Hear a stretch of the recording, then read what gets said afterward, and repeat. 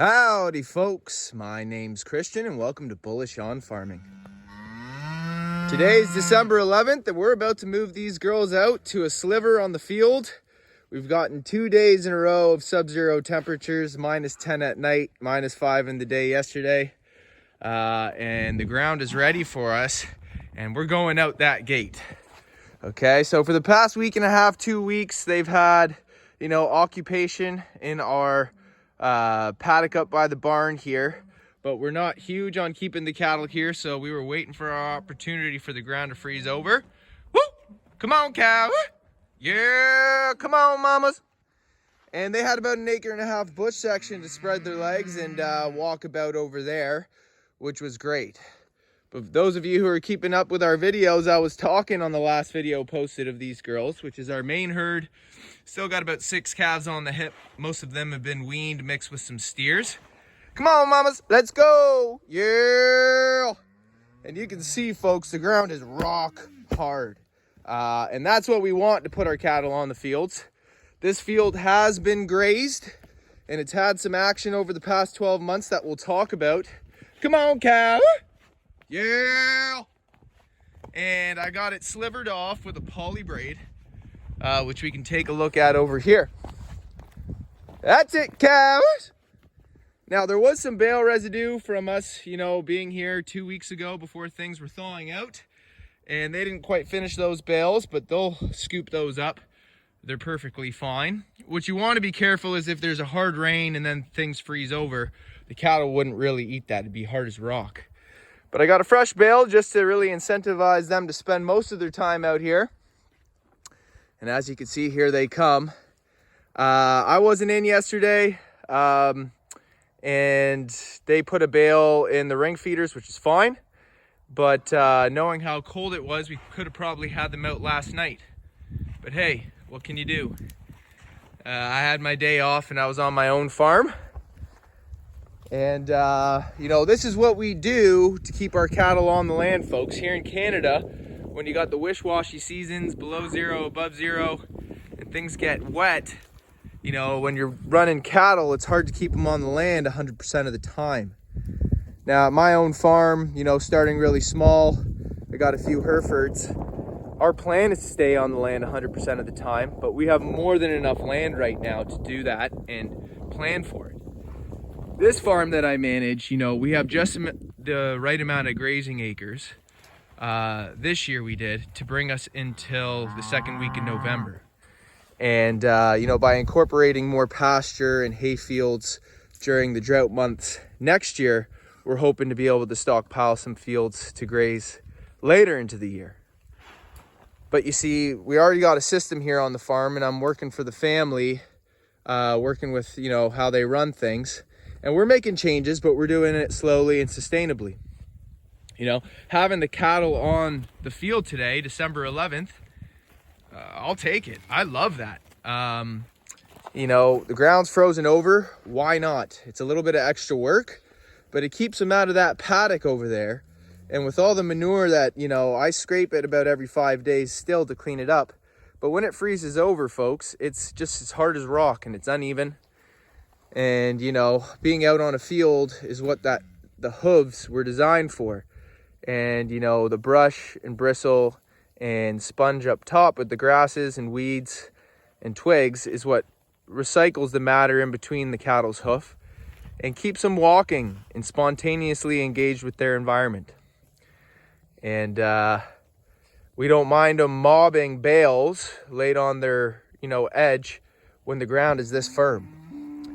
And I want to talk a little bit about, the results, I guess, of kind of bale grazing this way. The ground is firm enough that I could have the girls out there. But I had this already sectioned off, waiting for the day to come because I knew it was coming. And that's today. But, if things stay hard and frozen as we get closer to January, we can use more sections of the field. But our primary field to be bale grazing come January is past the barnyard over there. And we got 2 fields of about 11 acres that will be bale grazing with these girls. And I think it'll amount to something like 176 bales. And You know, that's 176 bales fed out on the field.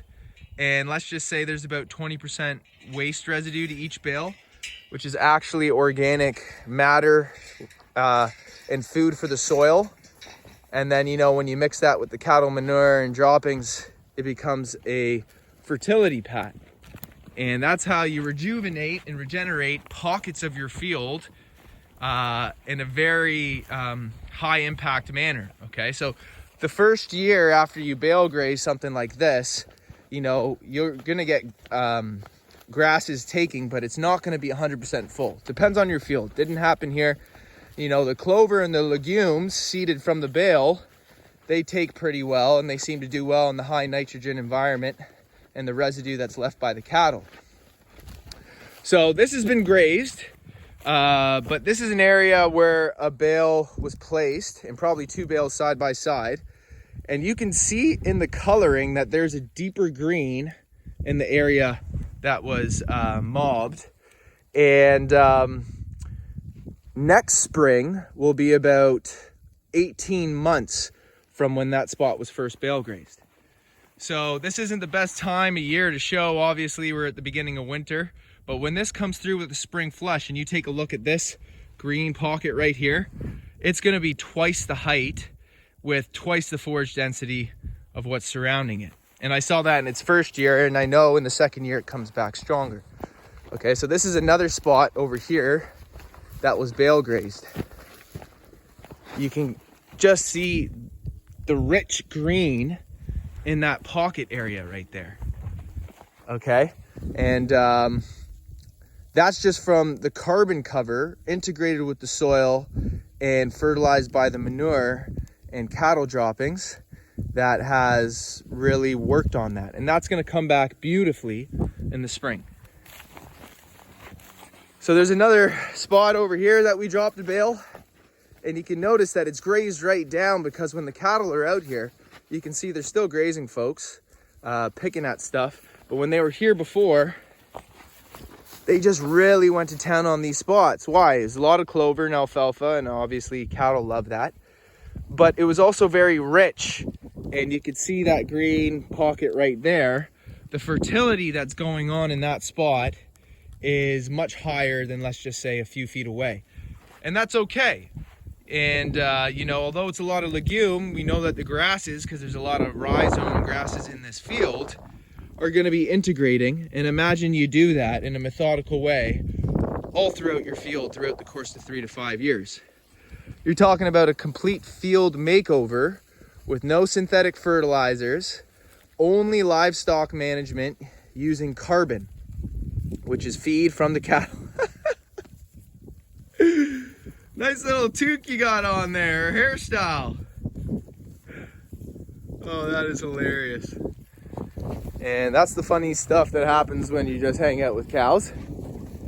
And you know, it's funny because as a farmer, cows are always on my mind. And it wasn't until I became a farmer that I started praying for -10 with, you know, light snow. Because if there's snow, it's not rain. And that's drier than rain. And if things stay cold, they stay frozen, they stay firm, and the cattle can be on the field. And that's my Canadian farmer consciousness speaking to me.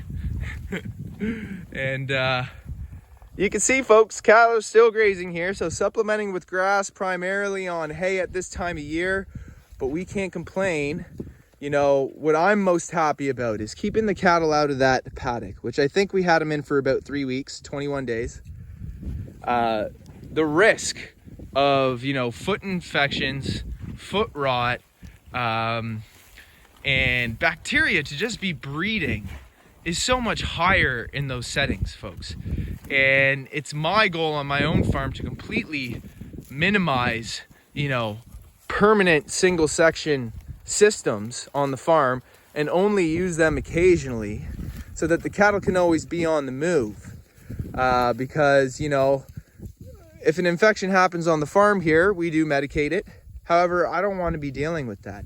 I want to be proactively working with my animals and setting them up for success, reflecting nature's image so that we don't get ourselves into, you know, the adverse conditions of poor waste management, and which just comes with confined settings and no rotations.